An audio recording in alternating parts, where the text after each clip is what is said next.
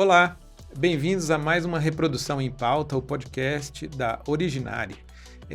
Hoje nós vamos ter a oportunidade de conversar um pouquinho a respeito de medicamentos utilizados em reprodução assistida.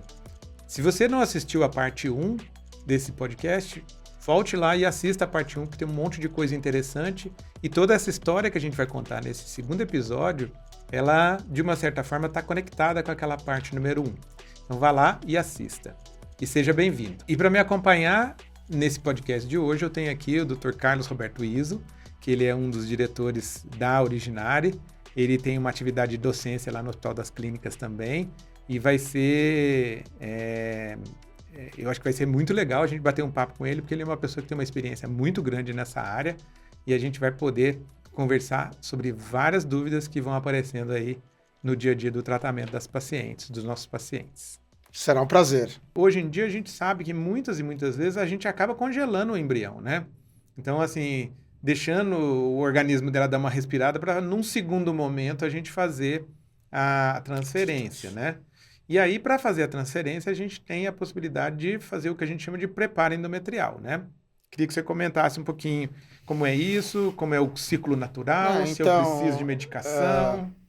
Aproveitando isso que você falou, muitas vezes existe uma dúvida se quando você transfere um embrião fresco, como você disse, essa paciente está trabalhando num nível hormonal suprafisiológico, se esse ambiente hormonal suprafisiológico, ele é negativo para receber o embrião. A gente tem essa dúvida. Né? Você imagina que é uma tempestade de hormônio aquilo ali, né? Então, por isso que tem muita gente que fala, será que o embrião congelado não é melhor que o embrião fresco?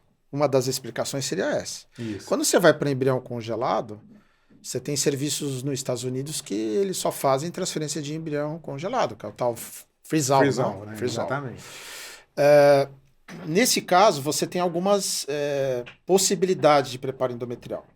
Você tem uma possibilidade em ciclo natural, desde que essa mulher seja uma mulher com ciclos menstruais regulares. Você tem uma possibilidade de induzir a ovulação dela, se você quiser, com doses pequenas ou com uma medicação via oral. Ou você vai fazer um ciclo preparado, onde você imita a fisiologia de um ciclo menstrual. Oferecendo estrógeno e progesterona exógeno, né, sintético, e imitando o ciclo menstrual. Para cada uma dessas alternativas, de novo... Você individualiza a paciente, onde você acha que encaixa melhor cada uma delas. E você tem também situações que você pode ter uma vantagem. Por exemplo, uma mulher que está num programa de ovulação. Ela tem 47 anos e ela é completamente... Ela já está perimenopausa. Já está em transição menopausal. Essa paciente você vai ter que usar o ciclo medicado.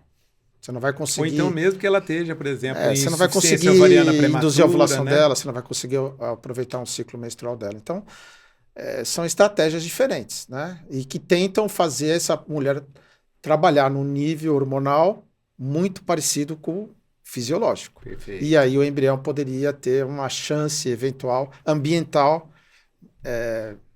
melhor, né, para fixação. Perfeito.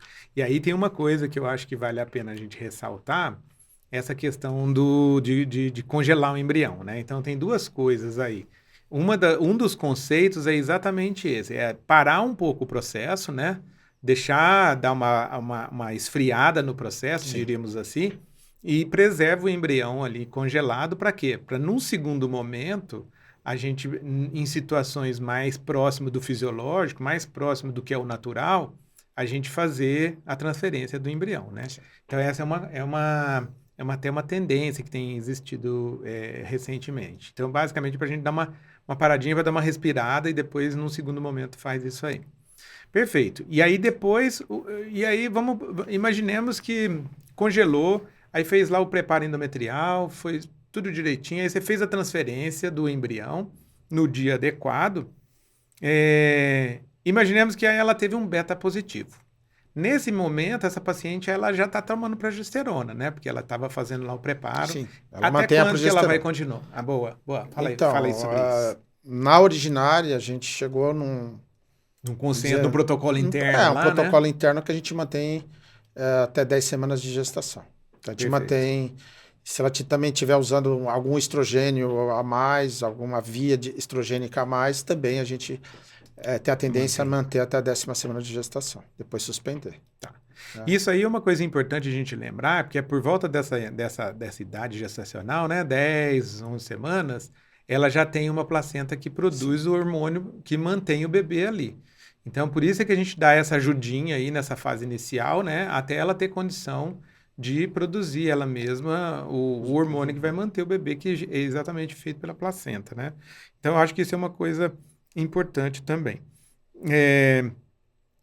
Vamos falar um pouquinho de outras coisas que às vezes elas têm dúvidas. Primeiramente, é a questão do... o que eu queria comentar com você, queria que você comentasse um pouquinho.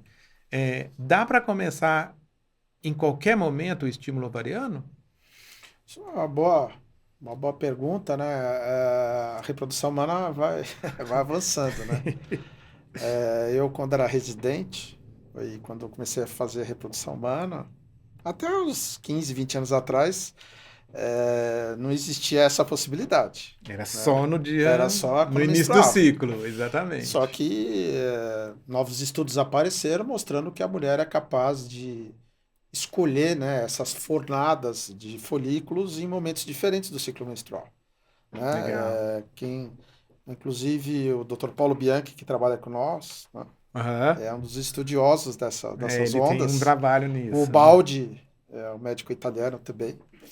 E aí isso trouxe um conceito de random start, né? Que você pode conseguir estimular essa paciente em qualquer momento que ela chegar na clínica. E isso é importante, principalmente para os casos oncológicos, né? Porque você vai ganhar tempo, né? Você não vai precisar esperar uma nova menstruação para você estimular essa paciente. E isso realmente foi um dos avanços, né? Novos conceitos, né? Isso é muito interessante. Isso é importante, né? Então, assim, obviamente que tem um momento ideal. Agora, tem outras possibilidades também, né? Essa história é uma história muito legal, né? Porque a partir do momento em que a gente começa a falar em preservação de fertilidade do casal, né? Da paciente e da mulher, principalmente, essa possibilidade de começar a qualquer momento o estímulo é muito importante também. Agora, vamos comentar um pouquinho a respeito de... um outro assunto que também é bastante palpitante é a questão de congelamento de óvulos por motivo social. O que a gente sabe, né? Hoje em dia, com o mundo foi mudando e a mulher também foi ganhando maior autonomia, e acima de tudo, ela tem que se haver com essa questão biológica, né? De que a idade vai passando e a quantidade de óvulos vai diminuindo, e a partir de uma determinada idade vai diminuindo também a probabilidade dela engravidar espontaneamente, né? Então, hoje em dia tem essa possibilidade dela fazer o quê? Dela fazer um certo planejamento para ela não ficar refém, diríamos assim, refém de uma situação que a natureza acabou colocando, né? Existe uma diferença muito grande entre fazer uma FIV completa com embrião e a fazer o congelamento de óvulos? Queria que você comentasse um pouquinho sobre basicamente, isso. O estímulo é o mesmo. Né? O estímulo é parecido. É parecido, você vai apenas evitar etapas que tem que ser cumpridas na fertilização. Então, você vai fazer a aspiração dos óvulos e naquele momento você vai vitrificar, né? Você vai fazer um congelamento ultra rápido desses óvulos, né? Perfeito. O britânico, né? Os britânicos estão chamando esse congelamento social de congelamento planejado de óvulos, né? A mulher está planejando talvez o futuro dela, um planejamento, né? Eu até brinco, você tem uma filha, né, Gustavo? Eu tenho uma filha. Então, o doutor Gustavo, ele vai certamente um dia dar de presente para a filha dele um antimileriano, que ele adora, e um congelamento de óvulos. Eu acho que Será que nós vamos chegar nisso? Eu acho que certamente o congelamento de óvulos é mais uma opção, né, que vem se tornando, né, mais confiável, né? Exato. Para a mulher, né? Para a mulher moderna, né? Porque a gente percebe muito que acontece exatamente isso. Às vezes, o que acontece em termos de planejamento de vida, né? e às vezes complica um pouco, né? Então ela está no momento de vida, ou às vezes o casal está no momento de vida em que, tipo, não é o momento ideal de ter um filho ali. Sim. E tem uma outra coisa que acontece muito frequentemente, que a gente vê também, é tentar achar a parceria ideal, né?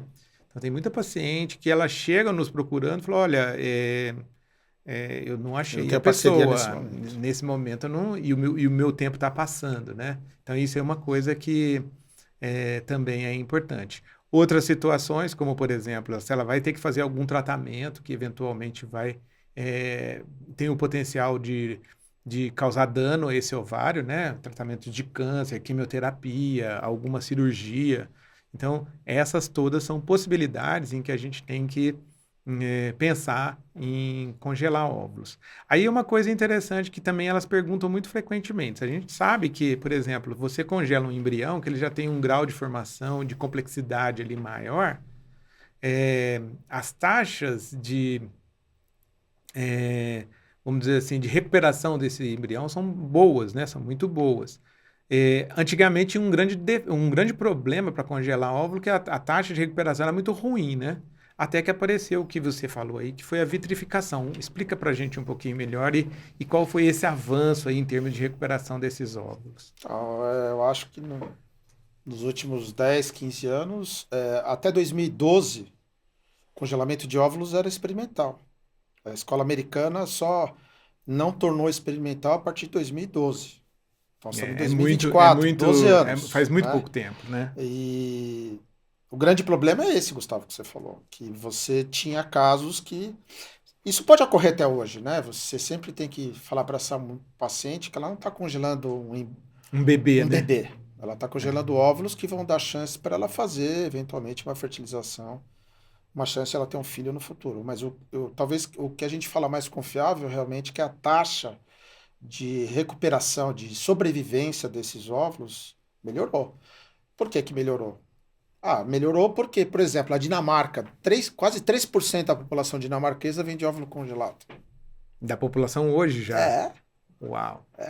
então você melhorou a própria Originari, né? A gente está fazendo todas as clínicas, se você for ver a incidência de ciclos de congelamento de óvulo, houve um crescimento importante. Então, a vitrificação, que é um congelamento ultra rápido. Então, Esse você demora menos de 5 segundos para você congelar aquele óvulo. Exatamente. E isso passou a ser usado para embrião, como você falou. O embrião também não era bom lá atrás. E Exato. hoje, quando você vai transferir seus pacientes, você pode ver que a chance de você ter uma não sobrevivência embrionária, principalmente se for um blastocisto, eu acho que É baixo, é né? muito, muito baixo, né? Perfeito. E aí o óvulo veio junto, né? Aí teve um detalhe aí, que é um detalhe que eu acho muito fascinante, que é o quê? Antigamente fazia esse congelamento que a gente chamava de congelamento lento, né? Sim. E aí o que que acontece? Dentro do óvulo tinha um monte de gotinhas de água, assim, aí formava cristais lá dentro, né? Esses cristais, igualzinho forma os cristais no gelo lá da geladeira, né? E aí o que que acontece? Quando ia descongelar, esses cristais acabavam, entre aspas, machucando as organelas dentro da célula, dentro do óvulo, né? É, E aí, essa outra técnica, ela permite que isso seja de um jeito tão rápido Você que não forma esses você cristais, não né? faz essa lesão, né? Entre Então, aspas. isso foi um avanço realmente muito, muito importante. Então, esse é um outro dado que eu acho que é um dado também que vale a pena a gente ressaltar e conversar a respeito deles. Vamos falar mais alguma outra coisa aqui importante. E agora me diga uma coisa: existem algumas medicações que a gente pode utilizar para tentar sincronizar esse ciclo dessa paciente, para tentar melhorar aquela desigualdade de óvulos? Conta pra gente aí a respeito do Ótima priming. pergunta, né? Você que é um grande estudioso aí do fisiologia ovariana, você pode usar, por exemplo, um anticoncepcional, né? O Para dar anticoncepcional uma tem ajeitada estrógeno e geral aí, progesterona. né? Existem serviços do mundo que usam o anticoncepcional por várias razões, né? Não só para tentar fazer essa sincronia, já que o estrógeno vai inibir o FSH e a progesterona vai inibir o LH. Mas também porque ele consegue organizar, às vezes, melhora o serviço, né, os dias de coleta, ele consegue fazer uma programação um pouco melhor. A questão é que quando você fazia a transferência a fresco dos embriões, sempre existe uma dúvida se esse anticoncepcional prévio ele poderia trazer algum malefício para o endométrio, ou se essa mulher que usa o anticoncepcional, você precisaria usar mais dose, ou você teria mais dificuldade para fazer ela responder. Fazer o ovário acordar, né? Então, os que estavam no HC, a gente já usou muito lá atrás o anticoncepcional com esse intuito. Você também pode usar um estrógeno sozinho, né? O estrógeno,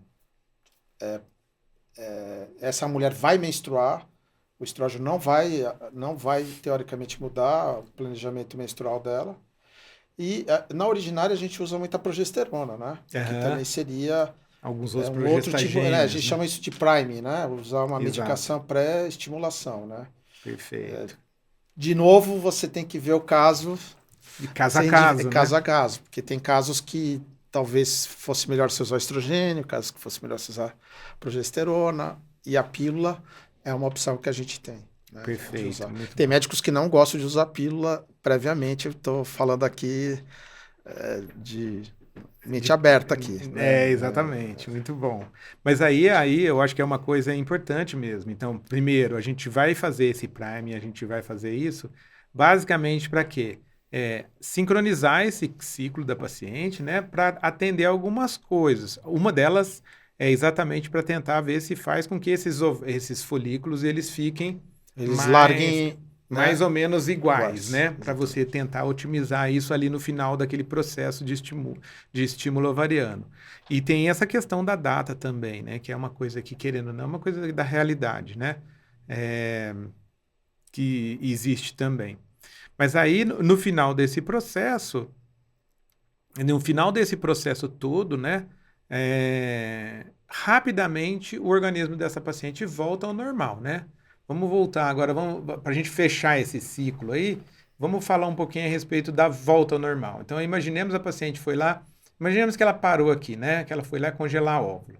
Então, depois que ela terminou isso aí, como é que a gente... Quanto tempo que leva para ela voltar à normalidade, Isa? Imaginemos que ela, por exemplo, foi lá, congelou o óvulo e não vai fazer mais suporte de fase luta, não vai ter necessidade. Quanto tempo que ela vai voltar, entre aspas, ao normal? Teoricamente, ela pode... isso é um pouco variável, né? Algumas pacientes, elas ficam um pouco irregulares... Durante um tempinho, de um tempinho depois dessa estimulação, mas a grande maioria volta a ciclar dentro da característica que ela tinha. Então, às vezes ela usava a pílula, ela volta a usar a pílula, um anticoncepção. Então, assim, realmente é um ciclo agudo, né? São ali 15 dias que ela vai perder e depois ela vai restaurar, provavelmente, rapidamente, essa regularidade menstrual dela, né? Eu acho que a gente não vê grandes prejuízos, né? Na prática. Perfeito. Né? Agora, outra pergunta que é bem comum também. Doutor, eu tenho 3 embriões lá, 3 embriões de boa qualidade. Significa que eu tenho 3 bebês? Aquela pergunta. Essa pergunta é boa. Veja, uma coisa que a gente sempre levar em consideração é que até do ponto de vista religioso, algumas religiões consideram o embrião vida, outros não consideram. Isso é um debate. Tirando esse debate... Grande. Nós vamos ter que fazer um podcast só para isso. Não são 3... não são 3 bebês em casa, né? Não, porque você pode ter uma diferença de qualidade morfológica nesses embriões, você pode ter uma diferença de qualidade genética nesses embriões. Então, o fato do embrião estar ali não confere. Mesmo que seja um embrião top de linha, em termos morfológicos, né? E geneticamente normal, cromossomicamente normal, não garante 100%. Não dá para garantir, porque você tem aí multifatorial, né? A gente tem que tomar um pouco de cuidado, né? Então, isso eu acho que é um contraponto legal para a gente fazer, porque se por um lado você tem uma taxa de sucesso grande, né? Uma taxa de sucesso grande, imaginemos que você tem um bom embrião, um embrião geneticamente normal, ou então uma paciente mais jovem e tal, uma taxa de sucesso que ela vai além do que a taxa de sucesso de uma paciente que vai tentar naturalmente, né? Que seria 15% naturalmente, né? Aí pode chegar a 50%, 60%, né? Quando vai fazer a transferência de embrião. Mas, por outro lado, também, não é 100%, né? Então, a gente tem que ter claro isso, porque às vezes elas perguntam, falou assim, tinha uma paciente minha que fez uma transferência e falou assim, tô grávida já, então? Falou, não, espera um pouquinho, vamos esperar o primeiro beta-HCG. Hoje a gente usa muito em reprodução, Gustavo, dois conceitos que eu acho que é importante. Primeiro é tempo para engravidar, né? Então, sempre a gente quer encurtar esse tempo para engravidar. Nós médicos queremos encurtar, não adianta falar que não, porque nós queremos encurtar. E o segundo taxa de gravidez cumulativa. Isso é uma coisa legal. É isso que você está falando. Muitas vezes você fez esse ciclo com 3 embriões, certo? Que você falou. E isso vai propiciar 3 transferências. Exato. Que vai aumentar muito a chance E dela, aí, né? a taxa acumulativa, você vai somando essa chance de ela engravidar no decorrer dessas transferências. Então, hoje, se usa muito isso no universo da reprodução assistida, na parte científica, né? Se usa muito esse conceito, né? Aí não seria por transferência, né? Seria uma taxa acumulativa onde você, de um tratamento, de uma estimulação, de uma fertilização, você pode ter... Você tem mais possibilidades, mais possibilidades. Né? Então, você vai sempre crescendo. Você mesmo falou. Não é baixo. Você transferir um embrião de qualidade euploide numa mulher jovem não é baixo. Mas se ela não engravida, ela vai somando essa chance até o momento que a chance dela vai ser... Ela vai conseguir. Ela vai conseguir. Aí, outra pergunta que eu queria te fazer, que eu acho que vale a pena também. A gente sabe que as mulheres, elas nascem com um número fixo de óvulos que ela tem que gastar a vida inteira dela, né? Isso aí é uma particularidade da natureza que é muito interessante. Então, é assim, ela não produz novos óvulos, né? Então, ela nasceu com aquilo e ela vai só gastar aqueles óvulos.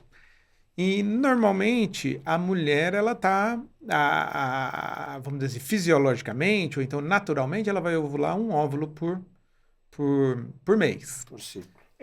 O fato dela fazer um estímulo ovariano e ela, eventualmente, imaginemos que ela tenha lá 12 óvulos. Ela ovulou, 12 óvulos simultaneamente. Se ela fizer vários ciclos, vai acabar os óvulos dela antes? Vai queimar mais óvulos? Como é que é isso? Ou ela vai resgatar alguns outros que já iam morrer? Isso é um mito ou verdade, né? É um mito, né? Na verdade, essa mulher, ela iria gastar esses 12 óvulos de qualquer jeito. De qualquer jeito. Perfeito. Ela só iria deixar um se desenvolver normalmente, 80% das vezes, e os outros iriam entrar num processo de morte celular. Quer dizer, de eliminação. Uhum. Então, mesmo ela tomando um anticoncepcional, mesmo ela... Se cuidando direitinho, né? Malhando. Ela está gastando. Acho que a natureza, o homem foi um pouco mais privilegiado nesse sentido, que ele tem reposição de peça. Eu discordo de você. A mulher não tem reposição de peça, né? Ela te contar por que eu discordo de você. A mulher, ela tem que usar o que ela tem, né? Ela não tem reposição. Perfeito. É que eu acho que a mulher, na verdade, ela é mais seletiva, né? Então, por exemplo, imaginemos que a mulher, ela entra na puberdade, aí ela tem 400 mil óvulos e ela vai ovular 400. Falar, mas o homem não, o homem tem milhões de espermatozoides e um vai funcionar, né? Então, vamos dizer assim... Defendendo a mulher na perpetuação da espécie vem do óvulo, né? Então, exatamente. Tá certo, o óvulo, vamos dizer assim, é uma célula rara, mas, vamos dizer assim, biologicamente ela é muito mais competente né? do ela que... Ela não repõe, né, tadinha, né? Não repõe, isso Bom, então, nesse aspecto, aqui é uma outra coisa que eu acho que vale a pena a gente chamar a atenção, é exatamente isso. O fato de fazer uma fertilização in vitro, de fazer um estímulo ovariano, em ter mais óvulos, ele não vai fazer você entrar na menopausa antes da hora, né? Falar, meu Deus, eu tive que fazer alguns ciclos. Isso é importante, esse conceito seu, isso é importante. Porque senão fica, às vezes, uma sensação, olha, eu tinha um número fixo de óvulos, gastei um monte, então quer dizer que acabou? Não, é que a gente vai salvar, de fato, como o Iso falou, alguns óvulos alguns folículos que iriam morrer, né? Então, são bons folículos, mas que eles iriam morrer por uma questão de competição ali dentro do ovário. Mais alguma coisa, Iso? Acho que a gente está chegando próximo do fim, né?